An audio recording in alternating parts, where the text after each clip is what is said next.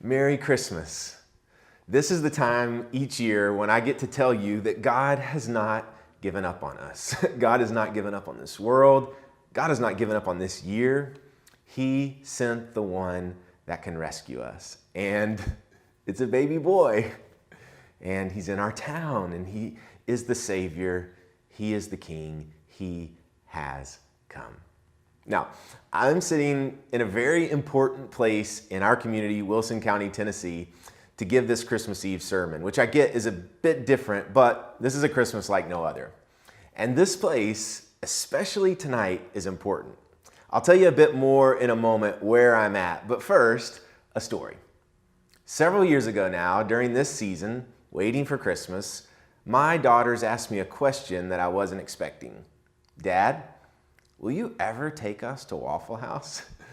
They were 8 and 6 at the time, and I had never taken them to Waffle House. Now, nothing against Waffle House. In fact, I kind of like it, but it was true. I had never taken them there. And so here are my two girls who'd seen this strange little building in the middle of their world with its yellow glowing sign and fogged up windows, and naturally wondered what takes place in this mysterious house of waffles. So without thinking twice, I said, yes, we'll get up tomorrow early before school and go.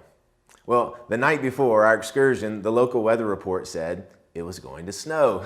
I had it all envisioned in my mind. We would venture through a blizzard, a dad and his daughters on a memorable but dangerous journey until finally making it to Waffle House with a few harrowing moments along the way.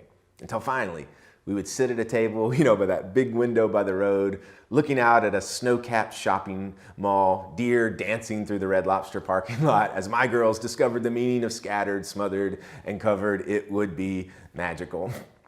Well, I woke up the next morning. It had not snowed, and it turns out that 5 a.m. at our house is totally devoid of magic.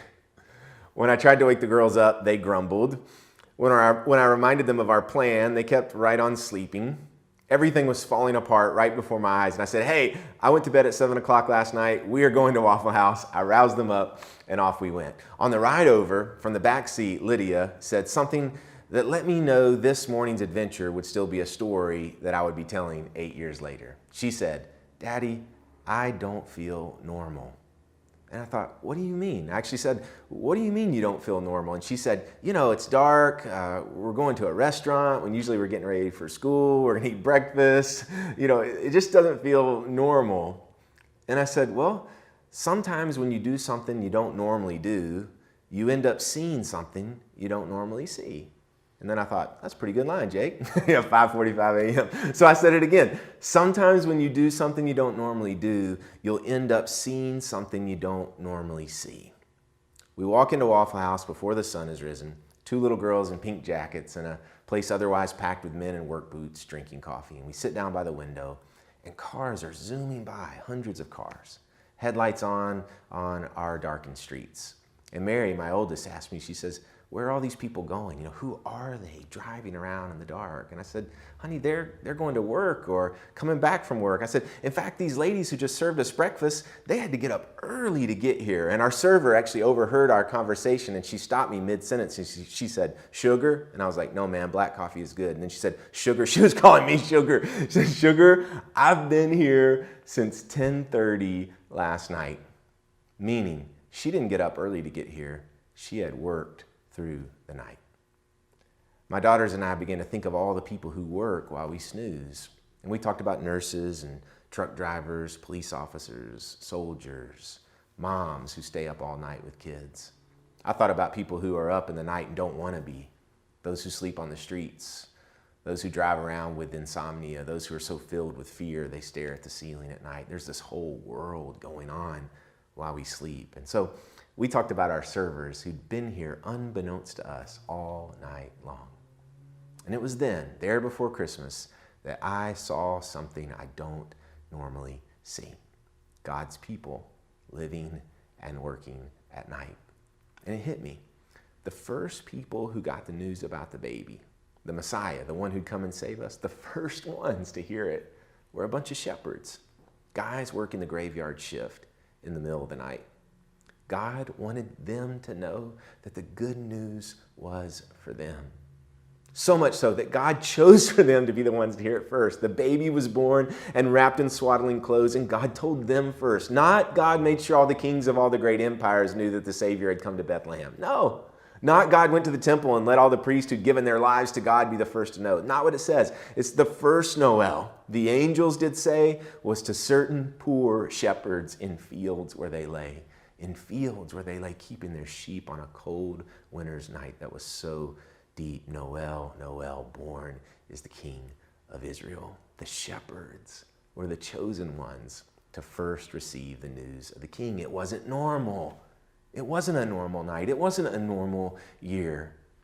Christmas Eve 2020, a Christmas like no other, but maybe this is precisely the time that we get to welcome Jesus into our world.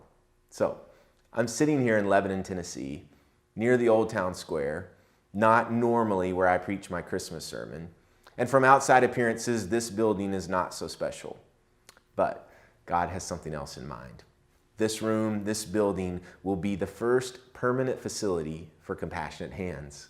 Compassionate Hands is a 7-year-old organization that serves those experiencing homelessness in our community. In those 7 years, 35 churches have come together to provide over 8,000 beds, 16,000 meals for over 450 people in our community who sleep on the streets at night. Now, 2020 has brought its share of challenges in taking care of our unhoused friends, and this building has been purchased as the first shelter in Wilson County to house those who don't have a physical home. This building will become much more than that, though, a 24/7 facility to store belongings, take showers, do laundry, receive training, counseling, addiction recovery resources will be here. A dream that is becoming reality because God's people believe God still shows up to those who have to stay up all night. God does the unexpected. I want to tell you about Tana Clark. Tana was a stay-at-home mom in Providence some years back when God gave her a dream for children in Haiti. Now, you've heard stories like this before. Someone goes on a mission trip and gets inspired. Well, the experience was so abnormal for Tana that she and her husband, Chad, invested their life to make sure these forgotten kids were not forgotten. They sold their house and moved to a smaller one, created an organization called Grace and Glory, and started a school. Even after Chad's death to cancer, Tana, with blood, sweat, tears, and prayers, kept the school going. This church, Providence Church, with a Christmas offering just a couple years back, gave the gift to build the school building. And now, over 300 children come every day, even in a pandemic, because it is where they are fed. Our Christmas offering this year will go to feed the children at the Grace and Glory Academy for all of 2021, no matter what it brings. And it will help provide the down payment so Compassionate Hands can care for those who think they've been forgotten. Every year at Providence, we give 100% of our Christmas offering away. It's our biggest offering of the year. And so, I'm asking you to give. And if that's not your normal custom, maybe you should do something you don't normally do so you can see something you don't normally see. God's people who need you. Now, some of you have heard my Waffle House story before. I tell the same stories over and over again. But the one I don't want you to miss is this. God showed up on a hill to a group of people who imagined the announcement of the King would come a totally different way, who certainly imagined the announcement would come to a totally different group of people, but God showed up to them. They were tired. It was late. It had been a heck of a year. And there was God shining light down on them, saying, I haven't given up on you. I have a plan for your rescue. It's not normal. It's anything but normal, but it is for normal people. And guys, Providence Church, it's a baby boy. And he's in our town. He is the Savior. He is the King. He is Jesus. He is the light of the world, and he has come. He has come for you. Merry Christmas.